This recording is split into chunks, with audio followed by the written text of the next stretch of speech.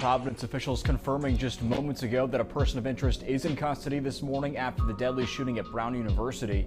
Sources tell ABC News that the suspected shooter was caught based on a tip to law enforcement. But of course, there are still so many questions this morning about this very active investigation in the moments leading up to the shooting. We just heard from Rhode Island's governor, Providence's mayor, university officials, along with local and federal investigators during an early morning news conference. Also new this morning, Brown University has lifted the shelter-in-place order for all of campus that was active for 12 hours. Though university officials say parts of campus are still considered active crime scenes. Investigators say the first shots were fired just after 4 p.m. Saturday inside a first-floor classroom in the engineering and physics building during a second round of final exams. Cameras captured who authorities say was a person of interest, wearing dark clothing, leaving the site of the deadly shooting moments after shots were fired. Brown's president also confirming that all of the victims are students. 2 are dead, 9 others are injured. Brown University's president opening up this morning about the tough road ahead. Everybody is reeling, and we have a lot of recovery ahead of us. So my main goal in the coming days and weeks and months, it will take a long time, is to bring people back together and help them feel safe and secure on campus. Rhode Island's governor says he has spoken with President Donald Trump and FBI Director Kash Patel. The president telling reporters that, quote, all we can do right now is pray for the victims. Now, of course, Rob and Samantha, we will be sure to let you know what we learn about this person of interest as new details emerge throughout the morning.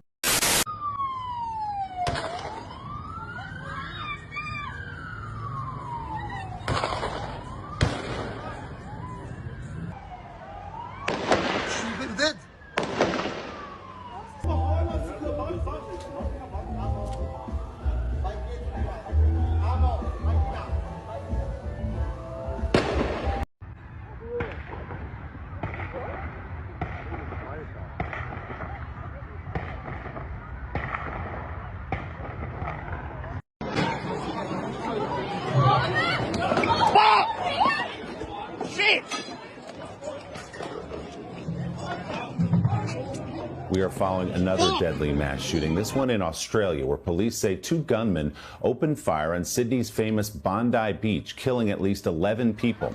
One of the suspects also is dead. Another is in custody. NBC's Raf Sanchez is following the latest developments for us. Raf, what more can you tell us? Well, Willie, Australian authorities are calling this a terrorist attack targeting the Jewish community as it was celebrating the first night of Hanukkah. Here's what we know. As you said, 2 gunmen opened fire with long guns.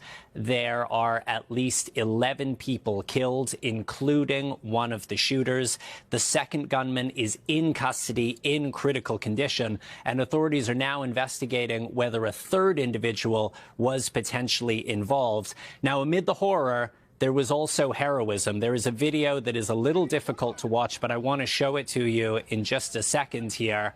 You see, if we have that video, you see the man in white there running up and tackling that suspected gunman. There is a struggle, and you can see he appears to wrestle what looks like a shotgun out of that man's hands. Now, the individual in white has not at this point been identified, but local leaders are hailing what they say were extraordinary acts of personal courage by people who just jumped in at the scene. It is very likely that that man saved some lives by appearing to disarm that gunman.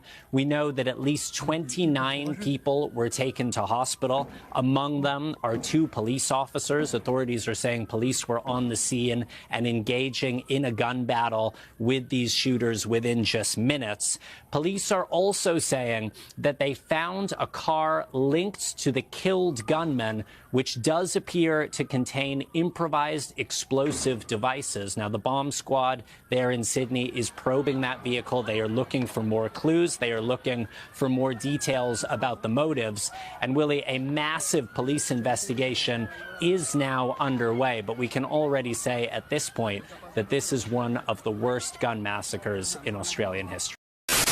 This should scare the hell out of you. The Trump administration has quietly ordered U.S. airports to hand over the name of every single passenger to ICE.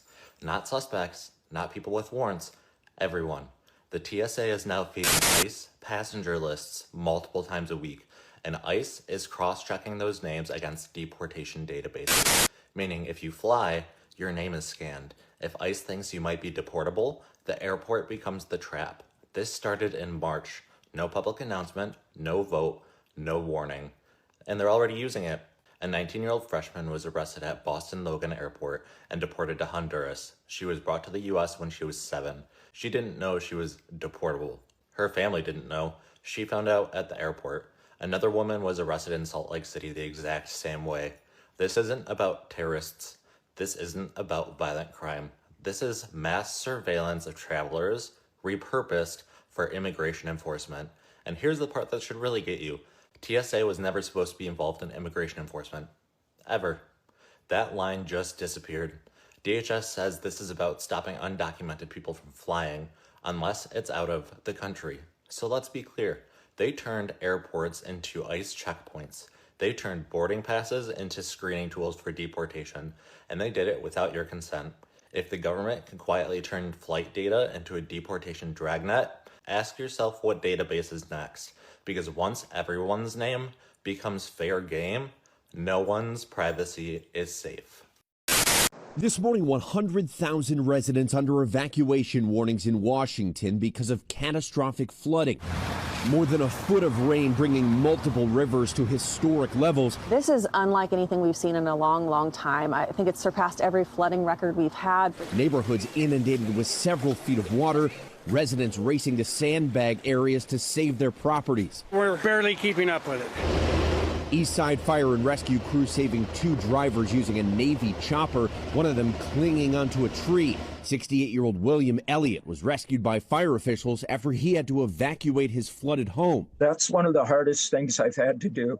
Just pack a couple of backpacks and not knowing what you're going to find when you get back. The Coast Guard rescued these 4 people after rising waters forced the family into their attic and out onto the roof. And the Kings County Sheriff's Office rescued this man Wednesday, stranded on top of his car, surrounded by rushing water.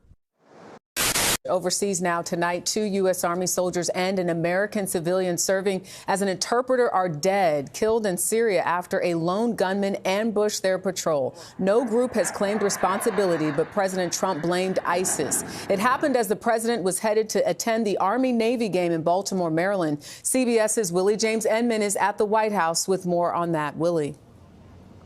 Jerika, good evening to you. Before leaving for the Army-Navy game today, President Trump paid tribute to the 3 Americans killed in Syria. He also says the U.S. will respond. There was an ambush, terrible. We also have 3 wounded. They seem to be doing pretty well. But we mourn the loss. These are 3 great people. And it's just a terrible thing. The Pentagon said a lone gunman killed 2 U.S. soldiers and a U.S. civilian who was working as an interpreter during a joint patrol between U.S. and Syrian forces. 3 service members were also wounded. The attack took place in Palmyra. The gunman is believed to be an ISIS operative who infiltrated a local security force. He was killed after forces engaged. Last month, Syria joined the international coalition to fight against ISIS. ISIS in Syria was defeated in 2019, but sleeper cells of the group still carry out deadly attacks within the country. President Trump says the U.S. will strike back. The will and should U.S. forces are attacked again. You're going to be seeing. We will retaliate. Pentagon spokesman Sean Parnell says the soldiers were on a mission to support counter-ISIS and counter-terrorism operations. Today in Baltimore, President Trump attended the annual Army-Navy football game. Secretary Pete Hegseth honored the fallen Americans during the game. We honor them by having their back, and this game demonstrates to the country and reminds the country of how special what they do is. Jerika, the U.S. military has hundreds of troops based in Syria as part of a coalition to fight and counter ISIS.